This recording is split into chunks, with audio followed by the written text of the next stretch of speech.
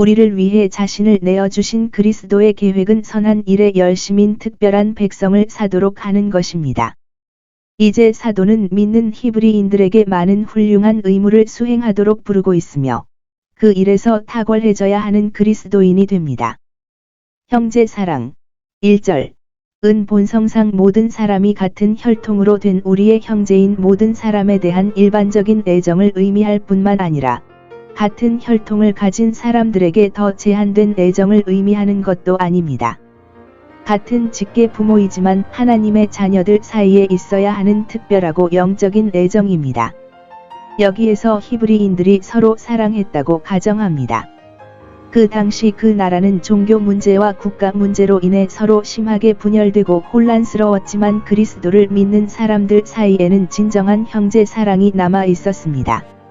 이것은 그들이 모든 것을 공유하고 그들의 형제들에게 일반적인 생계 자금을 마련하기 위해 소유를 팔았을 때 성신이 부어진 직후에 매우 두드러진 방식으로 나타났습니다. 기독교 정신은 사랑의 정신입니다. 믿음은 사랑으로 역사합니다. 참된 종교는 우정의 가장 강력한 유대입니다. 그렇지 않은 경우 이름이 무의미합니다. 이 형제 사랑은 상실될 위험이 있었고 박해의 때에 가장 필요할 때였습니다. 그들은 모세 율법의 의식에 대해 여전히 가져야 할 존경심에 관하여 그들 사이에 있었던 논쟁으로 인해 길을 잃을 위험이 있었습니다. 종교에 관한 논쟁은 너무 자주 그리스도인 애정의 부패를 초래합니다. 그러나 이것은 경계해야 하며 형제 사랑을 보존하기 위해 모든 적절한 수단을 사용해야 합니다. 그리스도인은 항상 형제처럼 사랑하며 살아야 하며 하늘에 계신 하나님 아버지를 향한 경건한 사랑이 자라갈수록 아버지를 위한 사랑도 더욱 자라게 될 것입니다. 참된 종교는 우정의 가장 강력한 유대입니다. 그렇지 않은 경우 이름이 무의미합니다.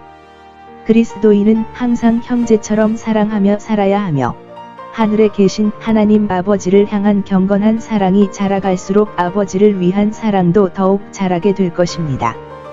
그리고 그것이 가장 필요한 박해의 시간에 그들은 모세 율법의 의식에 대해 여전히 가져야 할 존경심에 관하여 그들 사이에 있었던 논쟁으로 인해 길을 잃을 위험이 있었습니다.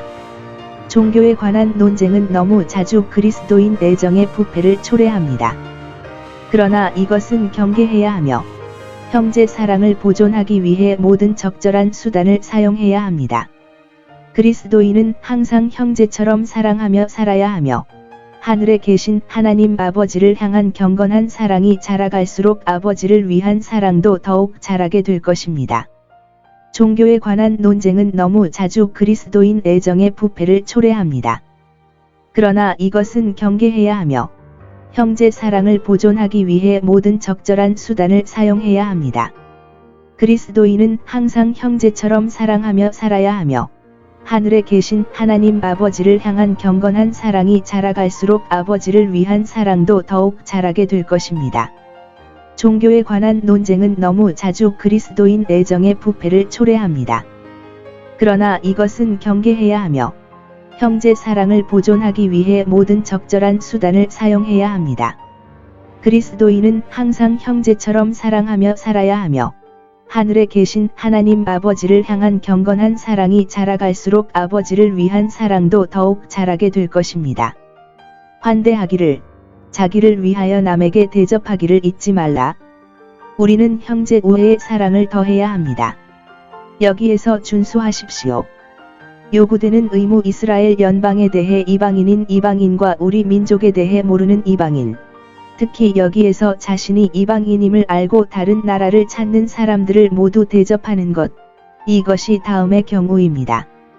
하나님의 백성이었으며 당시에도 그랬습니다. 믿는 유대인들은 절망적이고 괴로운 상태에 있었습니다. 그러나 그는 낯선 사람에 대해 그렇게 말하는 것 같습니다. 그들이 누구이고 어디서 오는지 우리는 알지 못하지만 그들이 마땅히 거할 곳이 없으므로 기회와 능력이 있는 한 그들을 마음과 집에 두어 주어야 합니다. 동기. 이로써 어떤 사람들은 부지중에 천사들을 대접하였다. 아브라함도 그랬고 창 18장. 롯도 그랬다. 창 19장. 아브라함이 대접한 사람들 중 하나는 하나님의 아들이었습니다. 그리고 이것이 우리의 경우가 될 것이라고 생각할 수는 없지만, 우리가 그에게 순종하여 낯선 사람에게 행한 일을 그는 자신에게 행한 것으로 간주하고 상을 주실 것입니다. 내가 나그네였더니 너희가 나를 영접하였느니라. 하나님은 자기의 생각을 초월한 자기의 종들에게 자기도 모르게 영예와 은총을 주셨느니라. 기독교적 동정심으로 결박된 자들을 기억하라. 의무 대시 속박과 역경에 있는 사람들을 기억하는 것. 하나님은 종종 어떤 그리스도인과 교회가 역경에 있는 동안 다른 그리스도인과 교회는 평화와 자유를 누리도록 명령하십니다. 모든 사람이 동시에 피를 대적하라는 부름을 받은 것은 아닙니다. 스스로 자유로워진 사람들은 그들이 마치 같은 사슬로 묶인 것처럼 속박과 역경에 있는 사람들을 동정해야 합니다. 그들은 형제들의 고통을 넘어뜨려야 합니다. 의무의 이유. 너희가 몸으로 된 것 같이 육신이 자연적이어서 이와 같은 고통을 겪기 쉬우므로 이제 그들과 동정해야 다른 사람들이 당신의 시련의 때가 오면 당신을 동정하게 될 것입니다. 그러나 같은 신비한 몸, 같은 머리 아래 한 지체가 고난을 받으면 다른 지체도 함께 고난을 받으느니라. 고전 12시 26분. 그리스도인들이 서로의 짐을 짊어지지 않는 것은 부자연스러운 일입니다. 순결과 순결을 위하여 결혼에 대한 하나님의 권고는 모든 사람에게 존귀하며 모든 사람이 그렇게 존중해야 하며 하나님께서 부인하지 않으신 사람들에게도 부인되지 않아야 한다는 것입니다. 그것 하나님께서 사람이 혼자 있는 것이 좋지 못함을 아시고 사람을 위하여 낙원에 세우셨기 때문입니다. 그는 인류의 첫 조상인 첫 부부와 결혼하고 축복하여 모든 사람이 그 큰 관심에서 하나님을 바라보다 주님 안에서 결혼하도록 지시했습니다. 그리스도께서는 자신의 임재와 첫 번째 기적을 통해 결혼을 존귀하게 여기셨습니다. 그것은 더러움과 더러워진 침상을 방지하는 수단으로 존귀하다. 사람들이 순결하고 순결하여 불법뿐 아니라 무례한 애정으로부터 혼인의 침상을 더럽히지 않고 보전하는 것은 명예롭고 행복한 일입니다.